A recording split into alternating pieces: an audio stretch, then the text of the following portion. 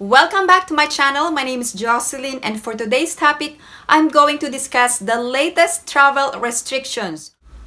All passengers to the Philippines must register through the One Health Pass within 3 days of arrival. No exceptions.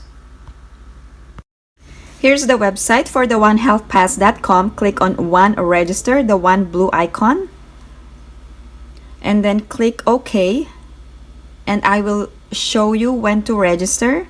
It says here you must register within 3 days of your actual arrival date in the Philippines. Let's say today is March 3rd. I'm using US time, March 3rd. Select airport, aircraft passenger, and if you're a foreign national, select foreign national. So if your actual arrival is on March 8th, that is more than 3 days. I'm trying to do here March 3rd, 4th, 5, 6, and 7. So I am able to register on different dates from March 3rd up to March 7. Let's say, for example, your arrival date is on March 8th, which is more than 3 days from today.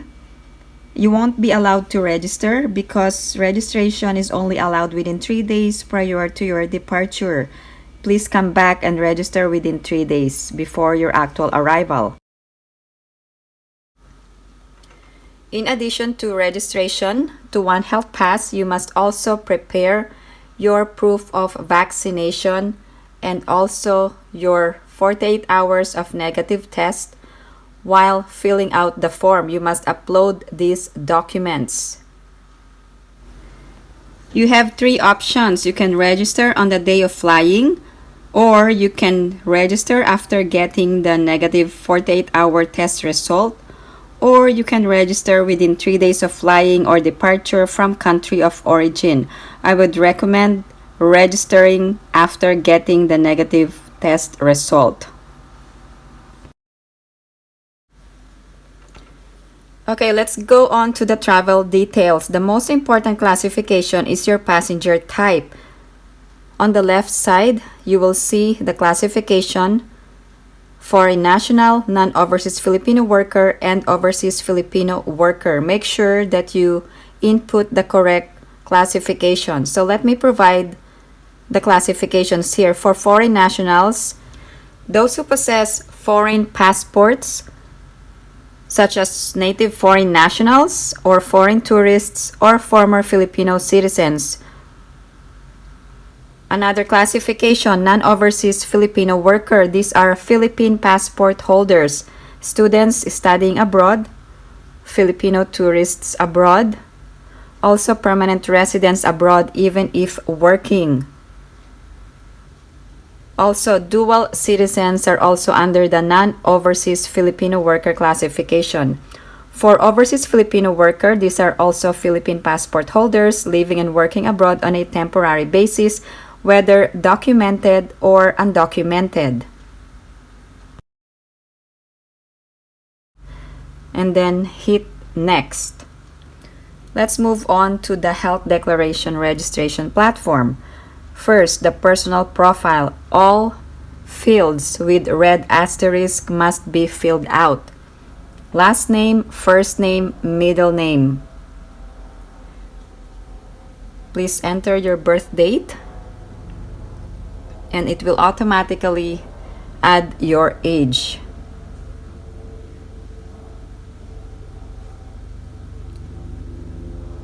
Enter or select male or female.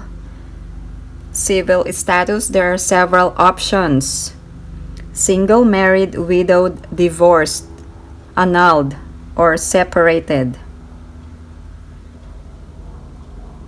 Let's select divorced. Your nationality, let's say American. There is a drop-down menu and you can just select. Enter your passport number.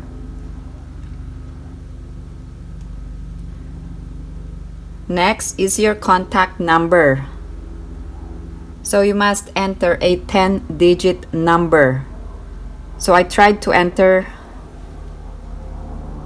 this number, but it won't let me. And then enter your email address. This is important. Also your occupation. Let's say you are a consultant.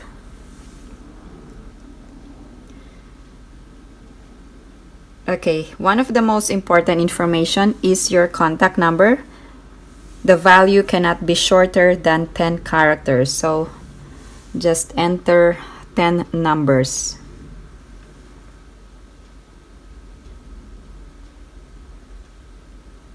Please bear with me as I fill out the information here. Okay, let's move on to the residence details. You must enter the house number where you are going to go home, not necessarily to quarantine. You are not required to quarantine if you are fully vaccinated. These are only for purposes of adding your residence details. It's possible that One Health Pass was not updated during this time. It's easy to provide information for the residence details because you just need to use the drop-down menu for your province, municipality, or barangay. Let's move on to the residence details. Country or territory of port of exit, where you are coming from. Select the country, for example, United States, and your airport or your port of entry. You can select, let's say, Mactan Cebu International Airport. And then the airline name. There's a drop-down menu. Just select your airline. Let's say United Airlines. Also for the flight number, you can select the flight number or you can select others and specify the flight information. Your date of departure, when are you leaving your country of origin? Let's say the 24th,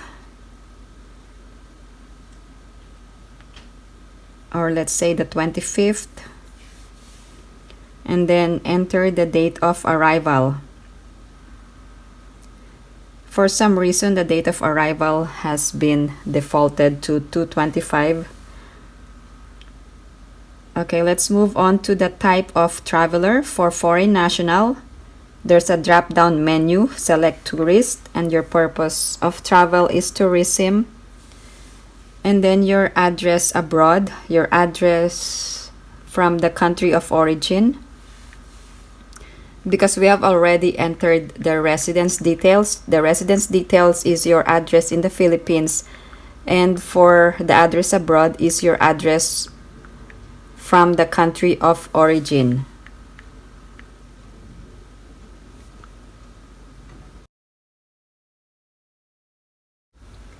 Let's move on to the vaccine information. Have you been vaccinated? If yes, you must enter the first dose, the date of first dose. Let's say, for example, November 1st of 2021. You must also select the vaccine name and the country where you were vaccinated. Select USA. Let's move on. Second dose. Answer yes. Let's say January or December 1st. Name of vaccine. And then the country where you were vaccinated. United States. This is a long drop-down menu for US. And then you must upload the vaccine card. You must upload it in PDF, JPEG, JPG, or PNG format. And then if you see the note here, the verifiable vaccination card, there are now new updated list of countries, and I'm going to show you at the end of this video. You must also upload the COVID-19 RT-PCR test result taken 48 hours. It must be within 48 hours before your departure. Answer yes. And then you must also enter the date of swab. Countries traveled. Select the first country, for example, USA. Use the drop-down menu again. And then if you have a layover in a different country, you must also select that country. For example, you have a layover in Japan. Select Japan. If you have another country of layover, select the third country. Let's move on to the exposure history. If you say yes, you must enter the date of contact. If you say no, no other information provided. Clinical information, have you been sick? No. If yes, there are symptoms. Just click on the symptoms, and if there's no, then no. Comorbidities, specify, and then we move on to the data privacy and affidavit of undertaking. Make sure to read all the statements. There are 3 statements here, and please be aware of the information you are providing. And then put a check mark if you are attesting to all the information. And then the CAPTCHA security, enter the letters and the number. Once you are done, hit submit, and then wait for the transaction number.